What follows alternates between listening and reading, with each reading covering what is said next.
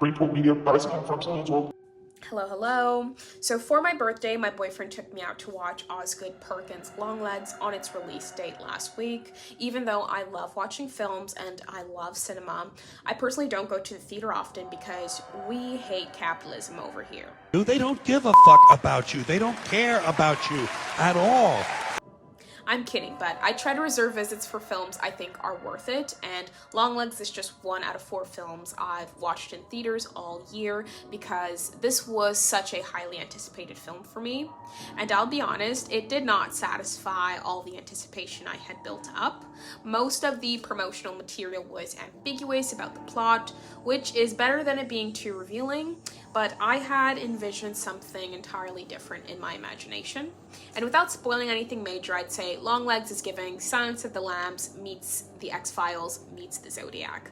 The plot follows Lee Harker. She is a standoffish, highly intelligent FBI agent assigned to an unresolved homicide case, with the suspect being, wait for it, an androgynous satanic doll maker referred to as Longlegs. Somehow, Longlegs has gotten away with decades of murders and has left no trace behind, and Harker is tasked with unraveling this mystery to which she has a personal connection with.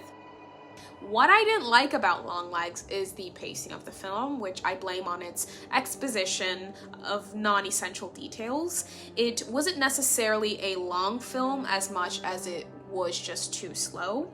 Wrap it up, nigga! And although it had such a strong opening hook, the pace didn't really pick up until mid-second act, and a lot of Harker's true motives and her dramatic needs were not clearly established until much later on in the film.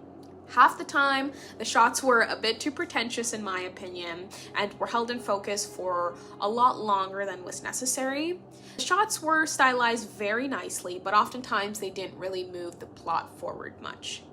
But pretentiousness aside, I did enjoy Longlegs for the most part. It involves the occult, it's very creepy, very graphic, the music is appropriately unsettling and added a lot of depth and meaning to the scenes.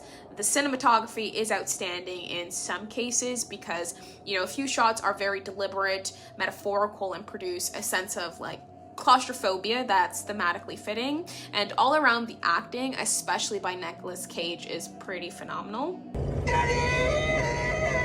The funny thing is I had no idea Nicolas Cage was featured in the film because I didn't look at the casting or watch trailers entirely, but when I saw his name in the opening credits, I immediately knew what his role was going to be because it's Nicolas Cage. And I think my boyfriend might be a genius because he kind of figured out the main elements of the plot immediately. He knew right off the bat there was some supernatural occult business going on, and I was like, no, it's not that kind of film. It's a detective thriller buddy. Lee Harker is just highly intuitive and Longlegs is just clever. But I was wrong. So if you're highly intuitive, this film may not surprise you very much. You might see all the twists and turns coming from a mile away, but it might slowly entertain you and disturb you un poquito. While I liked a lot of the film, I personally left the theater a little unhappy with the conclusion and the revelations about the main mystery, but the more I think about it, the more fearful I become because the plot and Longlegs' motives gets creepier when you consider its implications, and I've definitely laid in bed at least once since Friday out of fear that Longlegs will come for my family. I definitely talked a lot of shit about the film when I first watched it, but now I'm scared, so I definitely spoke too soon.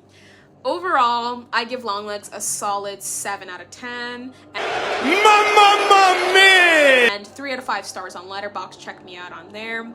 It's a pretty decent film for what it is, and it's an original horror film written and directed by Osgoode Perkins, so I've got some appreciation for that. But given some of the ostentatious cinematography, the slow build-up, and the excessive exposition on non-essential details, I actually thought it was Perkins' first film, which would have been more understandable. But it was like his 4th or 5th, so I am judging a bit more harshly now. If you haven't seen it, I would reserve it for Tuesdays when the price is discounted. But yeah, thank you for watching. Let me know if there's anything you may want me to watch and review, or just any great film suggestions you have to offer because I'd love to hear them. Cheers.